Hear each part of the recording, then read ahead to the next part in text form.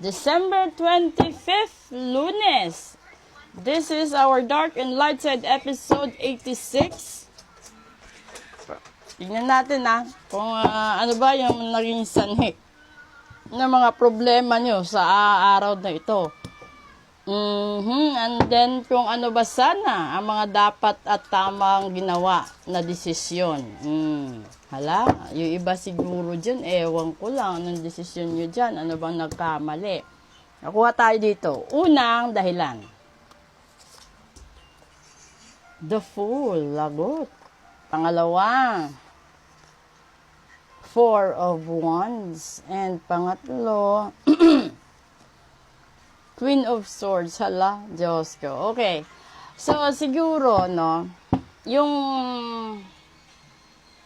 yung pinagmulan ng kalungkutan mo ngayon, yung pagkadismaya mo, yung parang pakiramdam mo kulang, yung Pasko mo kulang, dahil may mga tao, sa buhay mo, lalong-lalo na sa pamilya mo, na naniwala ka, na akala mo totoo, akala mo seryoso siya, akala mo nagsasabi siya ng totoo kasi akala mo totoong nagbago na, di ba?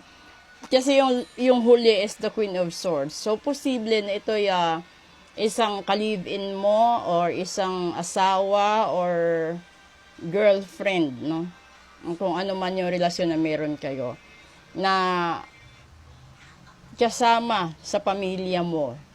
So ngayon, ito yung sinasabi mo sa sarili mo, kaya ka nalulungkot, dahil naniwala ka, nauto ikaw, naisahan ikaw, naloko, nabola, ng mga taong ito sa paligid mo, na naging sanhi ng pagkakaroon mo ng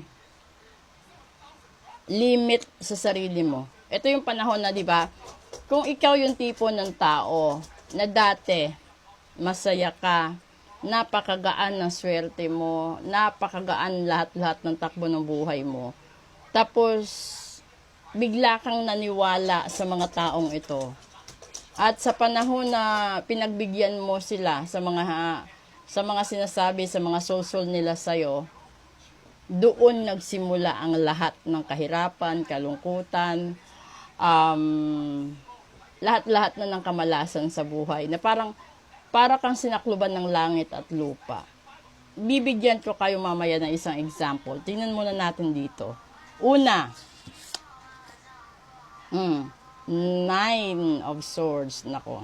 Pangalawa, Page of Wands. And pangatlo, diba? Three of Swords. Napakasakit. So, kalimitan siguro ngayon, lahat halos kayo, nasasaktan dahil sa, siguro hindi nyo kasama yung totoo nyong mahal. Hindi nyo kasama yung totoong tao na magbibigay sa inyo ng wagas na kasiyahan. Na kahit konti lang yung handa, minsan nga, di ba, kahit wala na.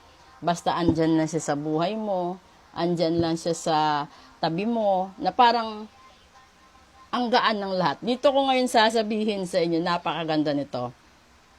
Dito kasi, ibig sabihin nito, pamilyado ka.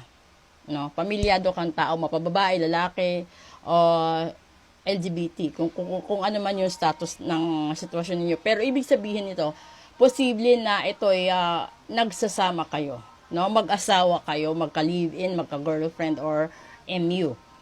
Na naniwala ka na tama ang sinasabi ng pamilya mo. This is the Four of Wands, which is a representation of a family. Yung una kasi is the Fool. So you dive in or you grab the opportunity, yung mga advice ng family mo, naniwala ka, pinagkatiwalaan mo. Dahil dito sa wife mo, nakala mo nagbago na. Yun pala, hindi siya nagbago. Palusot lang niya na mangangako siya sa'yo na magbabago na siya, balikan mo lang siya. So, ibig sabihin, there is a separation between the two of you. Kung ito yung legal wife mo, ibig sabihin, yung sumunod kasi, is Nine of Swords. Na itong Nine of Swords, representation, depression, anxiety, di ka makatulog talaga. Ito yung total breakdown ng pagkatao mo na hindi mo kaya, hindi mo na alam, 'di ba? Tapos yung kasunod nito, yung sinasabi dito, which is the Page of Wands, it's a message coming from the universe to create na aksyonan mo na, no? Yung sugatan mong puso. Yung sugatan mong puso. There is the Three of Swords right there. Ibig sabihin, yung isa dyan is your legal wife and the other one is the other girl of yours. So, related ito sa pag-ibig. Kung kayo nasa ganitong sitwasyon, no? Naniwala ka, no? Sa sinabi ng pamilya mo, balikan mo ang asawa mo kasi sa mata ng Diyos, kasal kayo. Balikan mo alang-alang sa mga anak nyo. Balikan mo dahil ganito, ganyan. Di ba? Pinagbigyan mo. Iniwanan mo yung isa. No? And then, right after nung binagbigyan mo, yung asawa mo, yung wife mo, after few months, hindi nakatiis, bumalik sa dati niyang ugali. Dahil simula nung bumalik ka, nagpapanggap lang siyang mabait, nagpapanggap lang siyang masipag, etc., etc., etc. And then, bumalik siya sa dating ugali niya. Kunwari, itong babaeng ito, itong wife na ito, di marunong magluto, di marunong mag-alaga ng anak, walang alam sa buhay, di man lang makagawa ng paraan para tulungan yung husband niya. At yung tipo ng wife na yung alam lang is gastos. Gagastosin whatever the husband can provide. At dumating sa punto, ngayong araw na ito ng Disyembre, Pasko, yung depression ni husband hindi nakakayanin. Andi dito na yung anxiety niya, depression niya, hindi na siya makatulog sa dami ng iniisip niya. Hindi na siya makatulog sa dami ng problema niya na alam niya, no? Na nasasaktan siya. Hindi lang siya makapagsalita ng diretso dahil kasal nga siya dito. Posible itong Queen of Swords is binabantaan siya, no, ng mga negative together with the family. Kaya, pero sinasabi dito ni Universe, itong mga ganitong problema mo, gawan mo na ng action, which is the Page of Wands. Aksyonan mo na yung sugatan mong puso. 'Di ba? Aksyonan mo na kasi nagpapagulo yan sa buhay mo. Ang sinasabi dyan is mamili ka na, gumawa ka na ng desisyon mo ngayong araw, ngayong taon na makawala ka, no, sa matinding depression, anxiety. Kasi hindi naman maganda na pagpasok ng 2024, andun pa rin yung bigat ng kalooban mo, andun pa rin yung ano mo sa sarili mo na natatakot ka na baka hindi niya matanggap ng wife mo, na iiwanan mo siya kapalit ng isang mahal mo talaga. Pero alam niyo, sa sitwasyon ngayon, kung ikaw naman yung tipo ng husband, no, na marunong kang tumayo sa sarili mong paa, and then you work hard, gawan nyo na ng action yan, na pag-usapan nyo na kung gusto nyong maghiwalay, then maghiwalay kayo.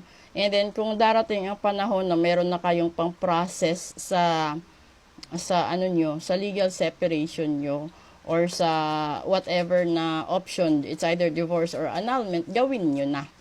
Kasi sa ngayon, mas madali na mag-file ng legal separation, divorce at saka annulment kasi pinadali na ng mahal na presidente natin. So ngayon, huwag na kayong matakot na sabihin or aminin sa legal wife ninyo kung ano yung totoo. And then if you fall naman, na ikaw naman yung legal wife, at alam mo din yung mga pagkukulang mo at mga pagkakamali mo, huwag ka nang magbanta. Dahil kahit anong gawin mo, kahawakan mo man yan sa leeg, ibig sabihin, hindi ka na mahal. Nagtitiis na lang yan, nagtsatsaga na lang yan dahil sa mga threats mo. So useless. Kasi lalabas-pasok lang yan sa buhay mo. Never mo nang mararamdaman uli yung mga first moment na nililigawan ka pa noon dahil alam na niya ang totoo mong ugali. Ganun kasaklap yun. Okay? Sana may matutunan kayo.